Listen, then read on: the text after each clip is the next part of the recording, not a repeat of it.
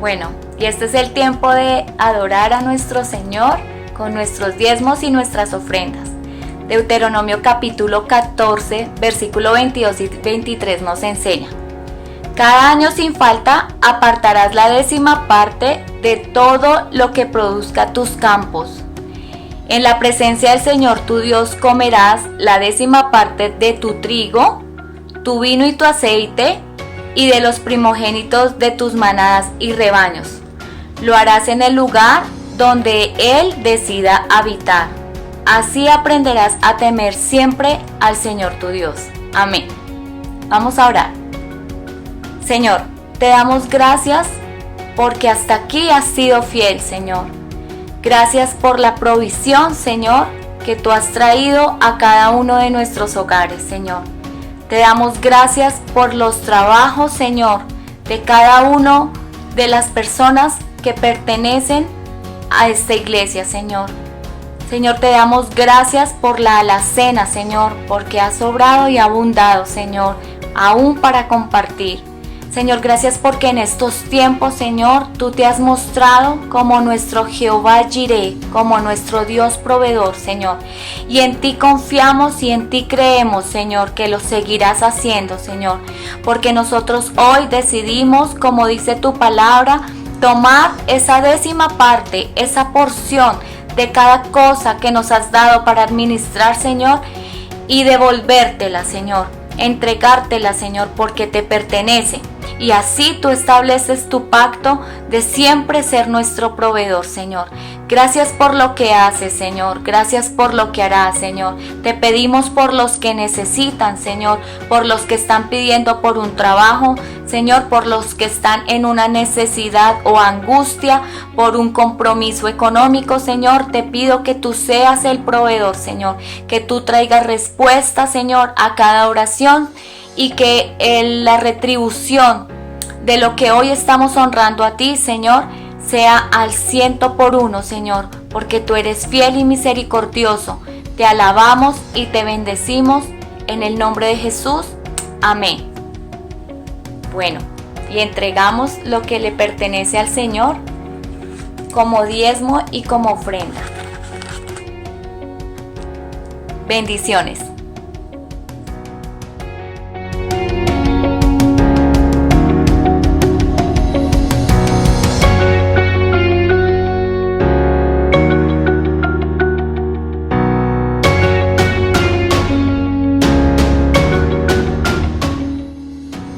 Buenos días, familia TDF. Recordemos este martes 30 de junio nuestro altar familiar a las 8 de la noche por nuestro canal de YouTube. También recordemos que el día miércoles y viernes la pastora Oli está teniendo un tiempo especial de oración. Si usted tiene alguna petición, puede escribirla al correo tdf72hora@gmail.com. También recordemos que este viernes 3 de julio habrá un tiempo especial de oración congregacional a las 8 de la noche. El link se le enviará en el transcurso de la semana. El sábado 4 de julio habrá reunión de jóvenes vía Zoom. El domingo 5 de julio se iniciarán las clases de la Escuela de Formación Bíblica. Ya se les han enviado algunos formularios para que usted pueda diligenciarlos e iniciar así este proceso. Este 5 de julio también habrá un tiempo especial de Santa Cena, el cual se realizará después de la reunión especial de Go Kids. Se les enviará el link para que podamos conectarnos y compartir este tiempo. Y niños, les recuerdo que después de la prédica habrá un tiempo especial para ustedes por YouTube, para que estén atentos. Y recordemos, desde nuestro Ministerio de Acción Social, si usted tiene alguna donación, puede hacerla a la cuenta corriente de la iglesia, esto con el fin de hacer mercados para las familias que lo necesitan. Gracias, familia. Chao.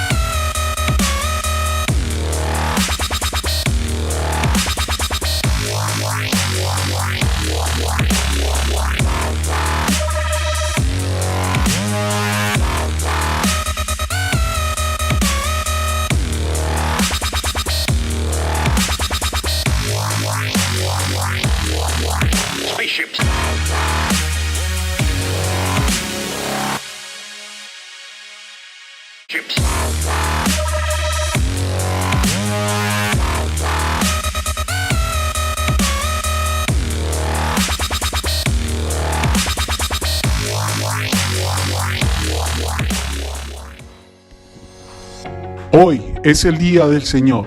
Prepárese para la consolación, la exhortación y la edificación. La palabra del Señor con el pastor Jairo Monroy. Buenos días. Dios los bendiga. De nuevo, aquí juntos para compartir la palabra del Señor después de haber disfrutado este tiempo, como siempre, hermoso, de alabanza, de adoración, de ver la expresión de el monte de la celebración.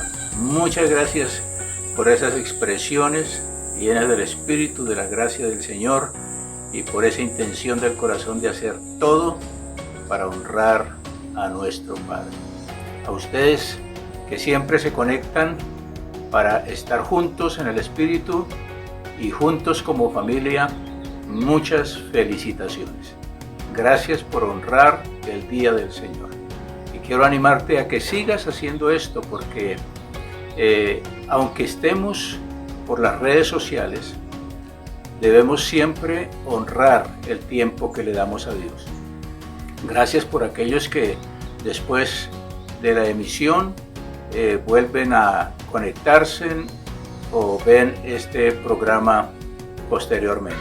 También les bendecimos y les animamos que en lo posible se puedan conectar con nosotros todos los domingos a las 10 de la mañana.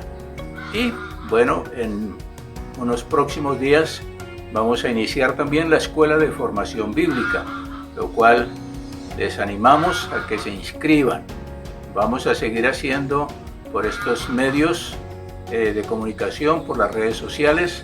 Entonces, mientras estemos en estas restricciones, pues les animamos a que usemos estos medios y nos animemos unos a otros para estar siempre presentes ahí, comunicados, creciendo, siendo edificados y, como dije, especialmente construyendo en familia. Así que bienvenidos a este tiempo especial de la palabra del Señor. Y bueno, hemos comenzado nuestra campaña que hemos denominado Conociendo quién es Dios. Y hemos enfocado este tema repasando, descubriendo o redescubriendo los nombres de Dios. No solamente hay estos 14 que hemos mencionado y proyectado para compartir. En realidad hay decenas de nombres de Dios. Alguien hizo una lista de 72 nombres de Dios. Y no solamente es los que encontramos en el Antiguo Testamento, sino aquellos que se designan en el Nuevo Testamento también en la persona de Jesucristo. Entonces, hablar del sol de justicia, por ejemplo, del camino, de la verdad, de la rosa de Sarón, del lirio de los valles, de la esperanza de Israel, todos esos son nombres complementarios, aquello en las cuales Dios se manifiesta, se comunica con cada uno de nosotros. Bueno, hoy nos corresponde entonces hablar sobre el nombre de Dios que encontramos en la palabra como Emmanuel. Emmanuel significa Dios está con nosotros, o Dios con nosotros, la manera reducida en que lo hemos mencionado también. Entonces hemos dicho que los nombres de Dios son la expresión de su carácter. Y aquí en este caso, aunque nosotros conozcamos algo de Dios a través de sus nombres, no podemos ni siquiera imaginar una pequeña parte de lo que conocemos con todo lo que Dios es y la forma en que Él se manifiesta. Entre otras cosas, nuestra sociedad está en serios problemas. Durante los últimos 40 años ha habido un dramático descenso en la educación moral y un ascenso igualmente dramático en el crimen, asesinatos, abortos, drogas, divorcios y otra cantidad de males sociales.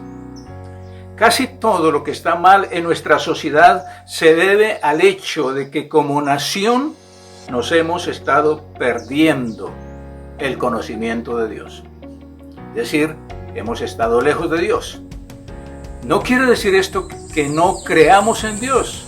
Hay muchas naciones en el mundo que se denominan cristianas y que invocan el nombre de Dios, como en nuestra nación, que inclusive en algunos años pasados se invocaba el nombre de Dios como parte de la Constitución. Sí lo conocemos, sí se invoca, pero como dijo el Señor en alguna parte de la Escritura, este pueblo, y refiriéndose al pueblo de Israel, su pueblo, que siempre es bueno entender eso y reconocerlo, que este pueblo de labios me honra, pero su corazón está lejos de mí. Hablamos muchas veces con personas que han vivido la experiencia de la religión tradicional y ellos saben que a pesar de que la gran mayoría de personas creen en Dios, también la gran mayoría de personas están lejos de Dios. Creen, pero no viven conforme a la palabra del Señor. Entonces, la gran mayoría de los problemas, por no decir todos los problemas de la vida y sus soluciones, se encuentran en una clara comprensión de la Biblia, la palabra de Dios. Entonces, la persona que accede a ese conocimiento correcto de Dios, se librará de 1.000.000 de problemas en la vida. La persona que tiene un errado concepto de Dios, añadirá 1.000.000 de otros problemas en la vida. Así es el asunto con esta parte tan importante de poder acercarnos a Dios realmente con un corazón sincero, dispuesto, abierto a conocerle a Él, más allá de nuestros ritos, más allá de las liturgias, más allá de la religión, más allá de nuestras propias experiencias inclusive, o de nuestro razonamiento. Es como dice la palabra, adorar a Dios en espíritu y en verdad. Conocer a Dios entonces adecuadamente, como dice el apóstol en algún momento refiriéndose a la iglesia y su ministración a ella, yo no dudé, no me reservé nada que ustedes debieran saber acerca del camino del Señor, del conocimiento de Dios. Y este conocimiento de Dios es la misión de la iglesia hoy, en todas sus formas y expresiones que pueda tener, ya sea a través de la evangelización persona a persona, del testimonio o de la influencia que se pueda tener en el área, en el entorno en que cada uno se mueve, en el trabajo, en la empresa, en la escuela, en el colegio, en la universidad, en cualquier área. La misión tuya y mía es proclamar este ministerio, el de la palabra del Señor.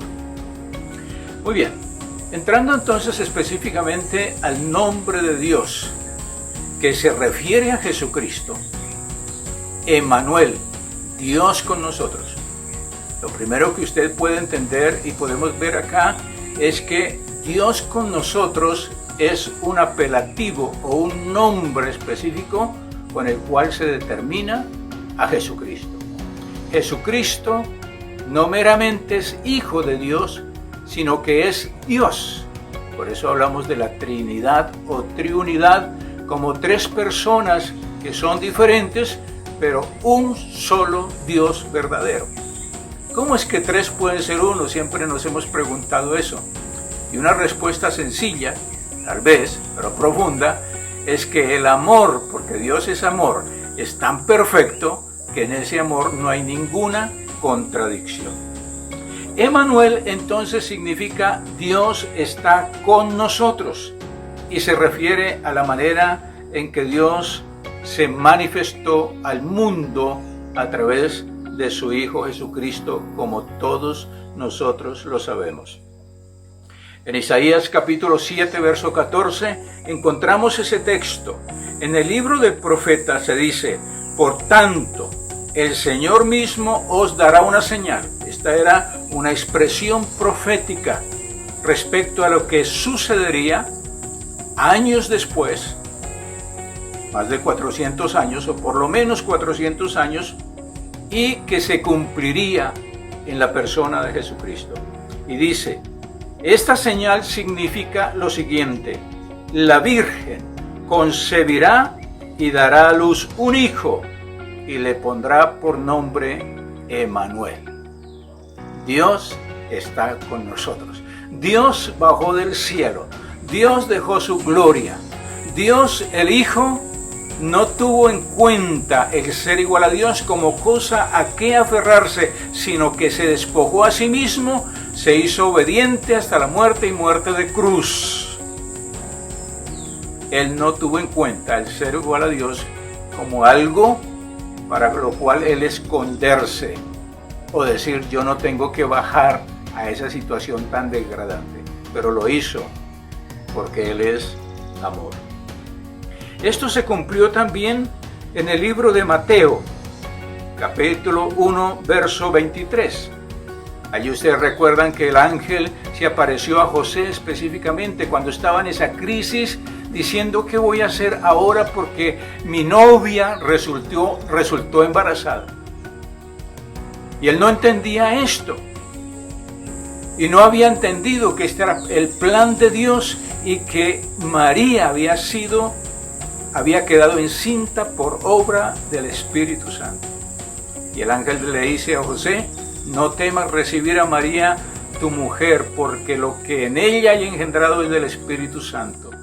Y ella tendrá un hijo y se llamará su nombre Emmanuel, porque él salvará al pueblo de sus pecados. Tremenda declaración para una mujer y un muchacho que estaban planeando su matrimonio como todos lo planeamos o se planea en esta tierra. Pero aquí viene una bomba, por decir, al corazón, al espíritu de José y de María, que implicaba muchas cosas de lo que podría pasar alrededor suyo, de su propia familia, de sus familias, de sus genealogías, de la gente, de la sociedad, de la cultura, en una cultura donde era también muy religiosa, pero no habían comprendido los planes de Dios. Pero Dios se manifestó y Dios cumplió su promesa. Así que entonces este Dios está con nosotros, tiene un propósito del cielo, un propósito para la humanidad. Es algo absolutamente extremo, grandioso y poderoso. Y tenemos que verlo de esa manera. Ahora, ¿para qué? Esa sería la pregunta. ¿Para qué toda esta expresión? ¿Para qué vino el Señor aquí a la tierra? ¿Por qué se manifestó de la manera que se manifestó? Y la Biblia dice un aspecto muy importante que todos nosotros sabemos también, que Jesús declaró en su ministerio. Él dijo: porque el Hijo del Hombre vino a buscar y a salvar lo que se había perdido. Propósito de su venida en general. Y ese buscar y salvar lo que se había perdido, como todos nosotros ya sabemos, no se refiere únicamente al hombre, al ser humano, al alma, al espíritu, a la salvación. Tiene que ver con eso. Pero lo que se había perdido cuando el pecado entró al Edén, al hombre, no solamente se perdió esa comunión con Dios, y no solamente entró el pecado, la condenación y la muerte, sino la condenación eterna. Pero no solamente eso, sino que se perdió el gobierno de sí mismo, el gobierno de la familia, el propósito de Dios para la familia. Se perdió el gobierno de Dios para el mundo. Las tinieblas, el pecado, la maldad, la muerte, la guerra, la destrucción entró en todas las áreas. La mentira permeó todo, porque todo se le entregó a Satanás para que él hiciera lo que quisiera. Nosotros ya sabemos que la redención nos lleva a ocupar esos lugares que cedimos en algún momento a Satanás, para recuperarlos, para conquistarlos y para traerlos de nuevo bajo el gobierno de Dios. Jesucristo, entonces, el ungido Salvador, estuvo entre nosotros como uno de nosotros. Estuvo entre y como uno de nosotros, pero con una diferencia que es vital también recordar. Jesús no tuvo pecado. Primera de Pedro 1:22 dice: Él no cometió ningún pecado, ni hubo engaño en su boca. Él era perfecto como es perfecto Dios, desde la eternidad y hasta la eternidad. Así que Jesús, en su perfección, se humanó, se hizo hombre. Y como hombre, sufrió todas las tentaciones que el hombre puede tener. Esa tentación que inclusive fue manifestada directamente por Satanás cuando vino a probarle y decirle: no tienes que pagar ningún sacrificio, no tienes que ir a la cruz del Calvario. Mira, yo te daré todos los reinos de este mundo, si postrado me adorares. La misma tentación desde el principio será hasta el final. La misma tentación de: tú tienes poder para hacer de estas piedras pan cuando se tiene hambre. Haz lo que quieras, se dice hoy en día. Para dar de comer a mi familia, si es necesario robar, robo. Ambiente satánico, dichos satánicos. Jesús dice: no solo de pan vive el hombre, sino de toda palabra que sale de la boca de Dios. Así que Jesús es la contraposición de todo aquello que el primer Adán, dice la palabra, el hombre, el primer Adán, hizo contrario a Dios. Jesús viene para hacer exactamente lo que es la voluntad de Dios, como lo vamos a ver en un momento.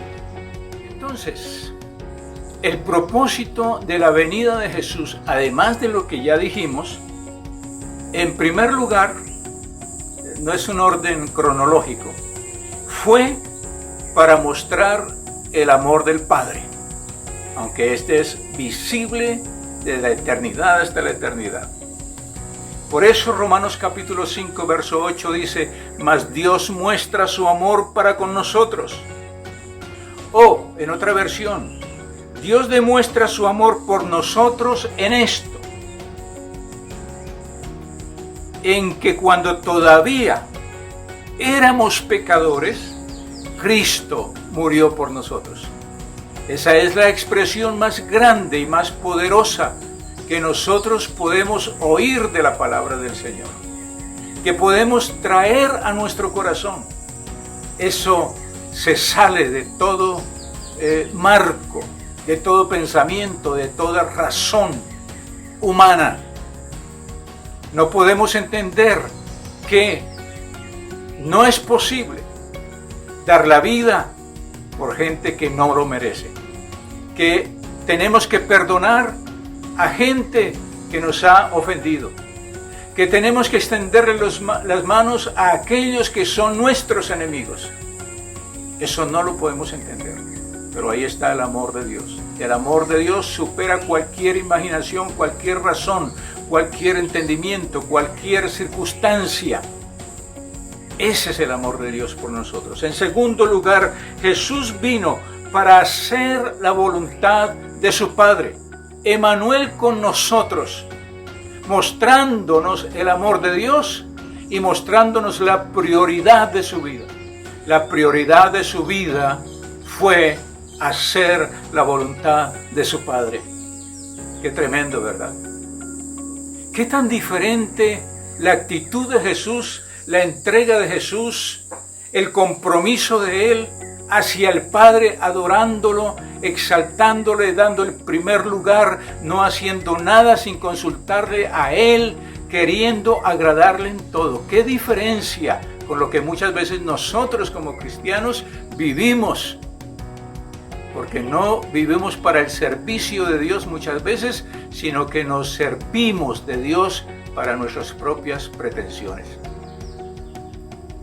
Nosotros pedimos, y tenemos motivo para hacerlo, no es que esté mal, pero pedimos por salud, por dinero, por recursos, por trabajo, por negocios, porque nos vaya bien, porque seamos cuidados, porque seamos guardados de muchas cosas. Pedimos y pedimos y pedimos al Señor, pero ¿cuánto realmente nosotros estamos dispuestos a dar?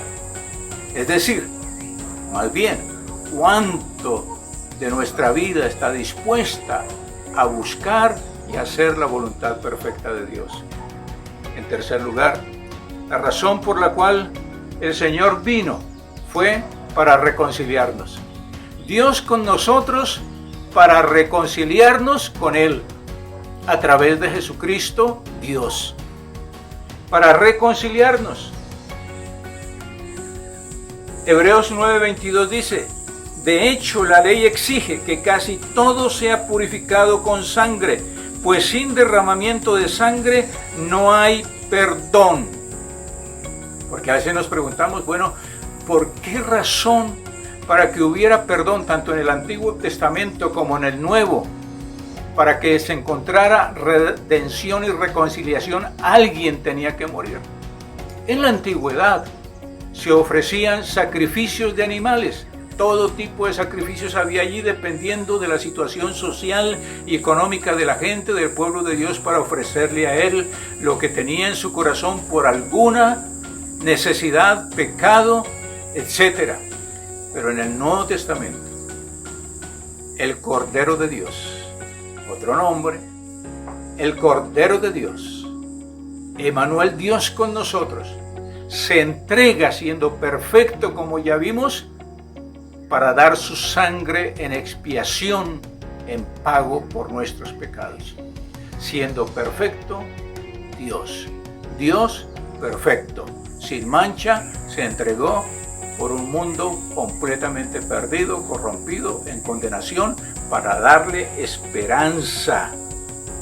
Y dice la palabra que, y nunca más, en Hebreos 10, 15, 18, bueno, voy a leerlo desde el 15. También el Espíritu Santo nos da testimonio de ello. Primero dice, este es el pacto que haré con ellos, que es la intención de Dios antes del sacrificio de Cristo para aplicarlo a nuestra vida.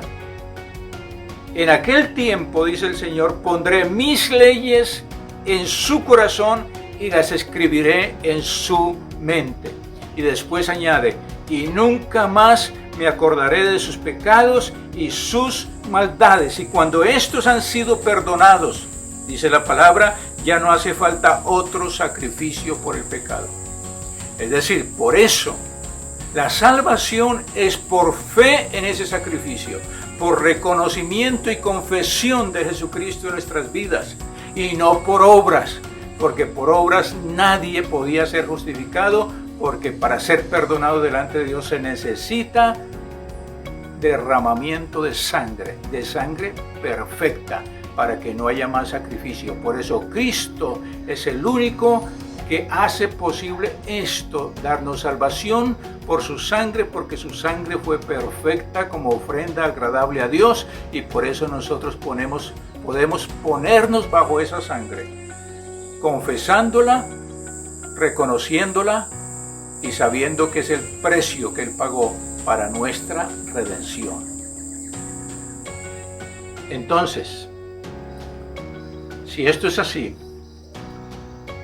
si esto es tan grande y glorioso como lo menciona la palabra, tenemos que esforzarnos por cumplir ese propósito. ¿Cómo lo vamos a hacer? Como lo hemos dicho, que debemos hacerlo desde la voluntad del Padre. Como el propósito de Jesús fue hacer la voluntad de su Padre, el propósito nuestro debe ser hacer la voluntad de Jesús, que es la misma del Padre. Es hacer la voluntad de Emmanuel con nosotros, conquistando los montes, cualquiera que sean. Si son más de 7, los que sean. Porque tiene que comenzar contigo mismo, conquistando tu mente, renovándola para transformación, conquistando tus conceptos preconcebidos acerca de lo que es la familia, sin manchas y contaminaciones de un mundo secularizado, materializado, que no reconoce a Dios. Conquistando la economía, una economía que honra a Dios, que lo pone a Él en primer lugar y que hace las cosas para Dios, no para sí mismo, no para vanagloria propia, sino para la gloria de Dios. Conquistando la educación, alineándonos con los principios y valores creativos de Dios, con la creación de Dios, con lo que Él ha establecido en esta tierra. Educación teocrática, no humanista, no secularista, no contaminada de tantas ideas perversas por ese alejamiento de la verdad de Dios que muchos no han permitido que brille en su corazón, conquistando el gobierno, la forma de gobernar. Dios dice, yo me complazco en estas tres cosas, en tener misericordia, en el juicio y en la justicia. En eso se complace el Señor. Y sea un gobierno pequeño, personal, un gobierno familiar, un gobierno eclesial, un gobierno empresarial, un gobierno en cualquier área, desde el gobierno de la nación, debemos esforzarnos por hacer que eso sea todo para la gloria de Dios, honre su nombre, es decir, provoque alabanza, provoque proclamación de sus obras y provoque santidad y cero mancha en el corazón. Dios les bendiga por su corazón abierto. Ore al Señor y permita que Él se entrone en tu corazón.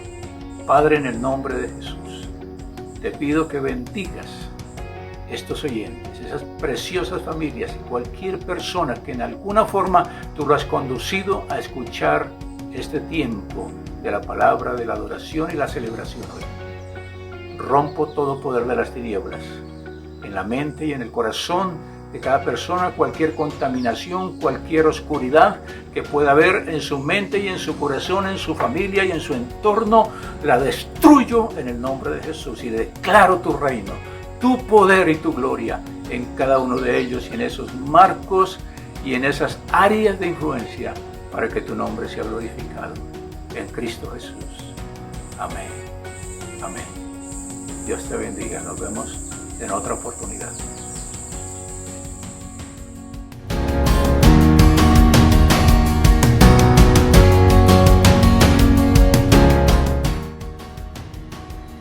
Hoy es un tiempo muy especial porque hemos recordado que Emmanuel, Dios con nosotros, es Jesús reconciliándonos con el Padre. Él está en cada aspecto de nuestra vida. Él conoce cada sueño y cada dificultad. Él nos lleva de la mano en cada paso que damos. Que el reto de esta semana sea que Emmanuel sea revelado a nuestras vidas, a nuestros hogares y la congregación. Es un placer compartir juntos. Nos vemos el próximo domingo.